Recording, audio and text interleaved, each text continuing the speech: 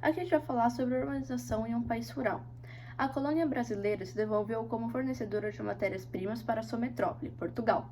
Inicialmente foi explorado o pau-brasil na costa brasileira e em seguida foi introduzida a cultura da cana-de-açúcar. A cana-de-açúcar adaptava-se bem ao clima quente e úmido como o litoral brasileiro. O modelo de produção era o plantation, que consistia em grandes propriedades monocultoras que utilizavam mão de obra escravizada e produziam para exportação. Ou seja, a cana-de-açúcar era produzida em grande escala e era usada mão de obra escravizada e era voltada para exportação.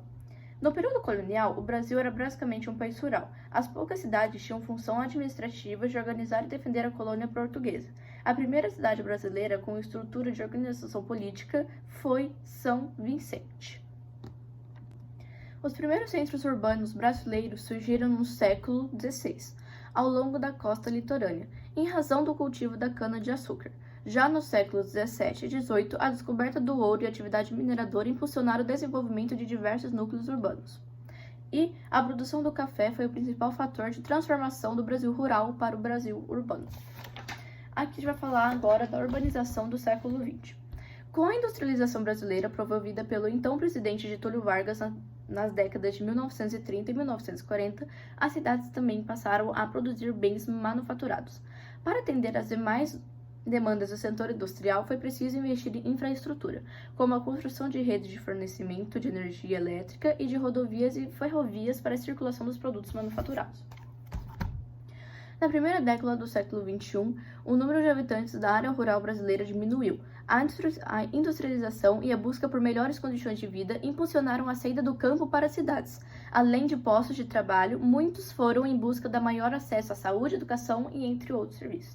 Assim começou a urbanização, em busca das pessoas que estavam no campo em melhores condições de saúde, educação, serviço, emprego, foram para as cidades para poder trabalhar nas indústrias. Isso que está falando. Agora a gente vai falar sobre a urbanização acelerada. A urbanização acelerada. Em locais onde já houvesse infraestrutura como rede de energia, fornecimento de água encanada, estradas para circulação de produção e mão de obra disponível, assim as empresas estrangeiras se concentravam em sua maioria das cidades que dispunham essas infraestruturas, como São Paulo e Rio de Janeiro. Por isso a urbanização acelerada, porque os países desenvolvidos se industrializaram lentamente, com a criação e evolução gradativa das técnicas de produção. Assim, as indústrias se distribuíam por vários pontos do seu território. Agora a gente vai falar sobre uma coisa mais fácil, que é cidades espontâneas e cidades planejadas. As espontâneas, ou seja, emergiu sem nenhum planejamento prévio, apenas porque estava em um local estratégico à época de seu desenvolvimento, ocasionando pelas migrações e pelos crescimentos econômicos. Já as planejadas, ou seja, foram previamente desenhadas por arquitetos e urbanistas, com o objetivo de evitar os problemas que ocorriam nas cidades espontâneas, como dificuldade de mobilidade, carência de moradia adequada e etc. Isso. Aí, a próxima coisa que a gente vai ver é sobre organização urbana brasileira, que é sobre as metrópoles e hierarquia urbana, etc. Eu vou explicar aqui rapidão. Tá. Enfim. Essa interligação entre cidades estabelecidas pelos fluxos de pessoas, mercadorias e serviços era chamada de rede urbana. Dentro da rede urbana, as cidades ocupavam posições diferentes, formando uma escala de subordinação, chamada hierarquia urbana. As cidades que exercem maior influência sobre as demais, ou seja, o que oferece mais empregos, serviços e mercadorias e da qual muitas outras cidades dependem, são chamadas de metrópoles. Aí aqui tem uma tabelinha, uma legenda, e tá falando exemplos de grande metrópole nacional, que é a mesma coisa que metrópole global, metrópole nacional. Não, aqui ó, a primeira é grande metrópole nacional, tá? Desculpa. Aí, metrópole nacional, metrópole, capital regional, centro subregional. Aí, tipo, tá falando assim, ó, a grande metrópole nacional é uma cidade com destaque mundial ou nacional, por causa de sua relevância econômica e dos seus serviços que oferece. A metrópole nacional influencia todo o país, a metrópole exerce influência na região em que se localiza, e a capital regional influi na região ou no estado ao qual pertence, e centro subregional tem influência apenas sobre a cidade mais próxima. E aqui tem um mapa, assim, tipo, falando alguns exemplos, tipo, igual, São Paulo é uma grande metrópole nacional, que ela tem influência mundial. Mas, enfim, agora a gente vai falar sobre região metropolitana. Região metropolitana. Quando as cidades se juntam territorialmente por causa de uma urbanização do percurso entre elas, mas permanecem independentes politicamente, esse processo é chamado de conurbação. Ou seja, quando uma cidade meio que se junta, meio que nem tem separação entre elas, mas cada uma é independente, tipo, cada uma tem o seu próprio governo, é chamado de conurbação. Desculpa, gente, minha garganta cegou. Algumas áreas conurbadas são muito grandes, unindo fisicamente a metrópole a diversas cidades ao seu redor. São chamadas as regiões metropolitanas. Isso que é a conurbação. Agora, problemas urbanos. A segregação espacial. O crescimento das cidades está diretamente relacionado ao aumento de pessoas que passam a viver nelas. No entanto, o aumento da procura por moradia faz com que os imóveis e terrenos se tornem muito caros nos espaços urbanos. Com isso, parte da população não tem condições de viver nas áreas mais próximas ao centro da cidade, onde há infraestrutura e mais condições de vida. A opção acaba sendo ocupar áreas muito distantes do centro, onde são chamadas periferias, onde se instalam as favelas, normalmente carentes de todos os serviços oferecidos aos moradores nos bairros centrais. Outro problema que agrava nessa segregação social é a violência urbana, que faz com que cada vez mais as pessoas busquem viver em prédios ou sistemas de segurança ou condomínios fechados. Outro problema urbano é a favelização. O processo de favelização acontece quando as pessoas ocupam irregulariamente áreas inapropriadas para viver, como encostas de morro ou margens de rios. O termo favela refere-se a essas aglomerações subnormais, ou seja, coisas que não são normais, irregulares ou com baixas condições de vida, como moradias precárias e serviços básicos insuficientes à população, como a coleta de esgoto, fornecimento de água e água encanada, traçando ruas dentro dos padrões das leis municipais, ou seja, tudo desregular, tudo irregular, tudo fora do padrão que não dá para uma pessoa viver numa condição de vida boa. Nem todas as cidades têm favelas, mas elas são muito comuns nas grandes cidades, inclusive em cidades de países considerados desenvolvidos. Agora, lixo. A produção de lixo aumenta muito com a urbanização, pois nas cidades as pessoas costumam consumir muitos produtos industrializados e, consequentemente, gerando grandes volumes de descarte.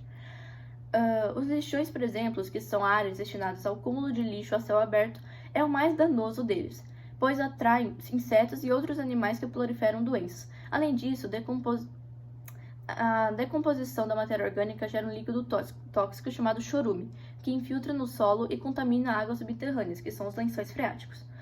Uma alternativa para esse grave problema é a incineração, ou seja, a queima do lixo. Porém, essa solução é cara e os incineradores liberam uma fumaça tóxica que polui a atmosfera. Os aterros sanitários têm sido a solução mais comum para o problema do lixo, só que eles têm um tempo de vida eles têm um tempo de vida útil, então a partir de um tempo eles começam a não ser tão eficientes, além de eles ser mais caros do que o lixão e meio que o governo tá nem aí pro lixo, então Última coisa desse capítulo são as ilhas de calor, que vai cair na prova também. Ilhas de calor são um fenômeno urbano que ocorre em grandes cidades em razão da pouca cobertura vegetal e ao excesso de construções em concreto e asfalto. Em geral, os centros das cidades têm pouca vegetação, e a grande quantidade de edifícios e de asfalto faz absorver o calor em excesso. Naturalmente, a vegetação ameniza as altas temperaturas, pois suas folhas evaporam água, tornando o ar mais úmido. Sem a vegetação, a cidade ou parte dela fica muito mais quente do que as áreas mais arborizadas, ou seja, com grande cobertura vegetal, ou com vegetação original mais preservada. Aí aqui tem um gráfico mostrando que o centro, comércio e zona urbana residencial tem uma ilha de calor maior, por causa da falta da zona rural e de parques, que são a concentração de plantas e árvores em geral, que diminui esse calor e torna o clima mais úmido e fresco.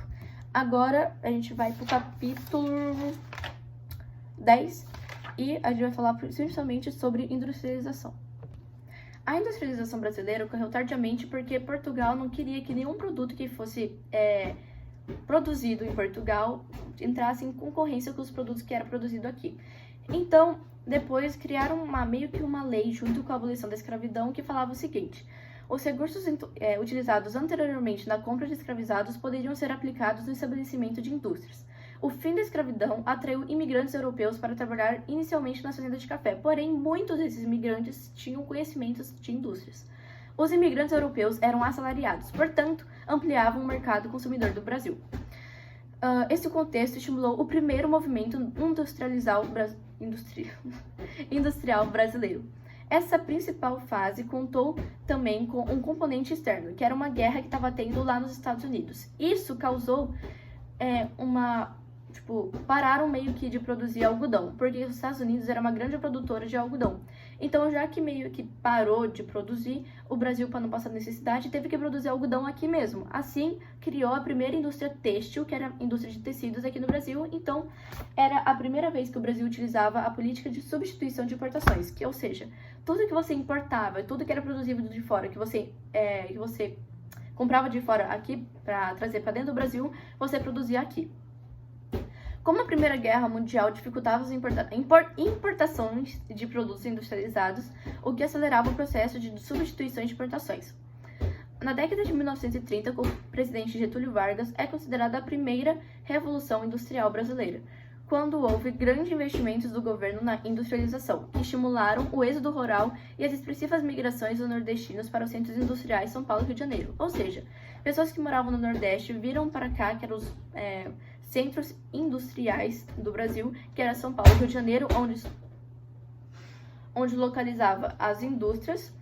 Eram em São Paulo e Rio de Janeiro. Aqui, todas as pessoas vieram para cá em busca de melhores condições de vida e trabalho nas indústrias. O presidente Juscelino Kubitschek ampliou os investimentos estatais e empresas de obras de infraestrutura, como produção de energia e aberta de rodovias, e implementou políticas de atração de empresas estrangeiras para que viessem montar seus produtos no Brasil, aproveitando leis favoráveis, abundância de energia, mão de obra barata e amplo mercado consumidor. Isso eram algumas coisas que influenciavam indústrias vindo para o Brasil. Tudo isso fez o Brasil passar por um expressivo crescimento econômico na década de 1970, conhecido como milagre econômico, ou seja, o Brasil cresceu muito de uma vez, assim, foi crescendo, a economia também, então isso foi conhecido como milagre econômico. Porém, na década de 1980, 10 anos depois, o forte endividamento externo das décadas anteriores afundou o país em uma grave crise econômica, o que fez os anos 1980 serem conhecidos como década perdida. Ou seja, o Brasil nessa década, ele não cresceu nada. Porque anteriormente, para o Brasil poder crescer, eles tiveram que pegar empréstimo para poder conseguir crescer a economia. Agora, perspectiva regional, a indústria e o território brasileiro. As indústrias, elas ficavam onde tinham riquezas. A riqueza era o café. Ou seja, elas ficavam no Rio de Janeiro e em São Paulo. Isso daqui que fala. Agora a gente vai falar sobre a perspectiva regional, indústria e território brasileiro, só que dessa vez focando no Sudeste e na região Sul. Tá bom, a região Sudeste. Apesar dessa conjuntura, o Sudeste ainda traz vantagens para os industriais. E uma das razões é por estar junto aos principais mercados consumidores. Ou seja, a região Sudeste é onde se localiza os 4 estados: Espírito Santo, Rio de Janeiro, São Paulo e Minas Gerais. São Paulo e Rio de Janeiro eram grandes meio que capitais econômicas, porque lá onde se localizava as indústrias, porque lá tinha riquezas que eram o café, a produção de café e também outras coisas. Agora, a região Sul. A região Sul era focada mais na industrialização ligada às atividades agropecuárias, introduzidas pelos imigrantes europeus, transformando, portanto, as matérias-primas produzidas no campo. E, em geral, é isso que vai cair agora na prova de geografia.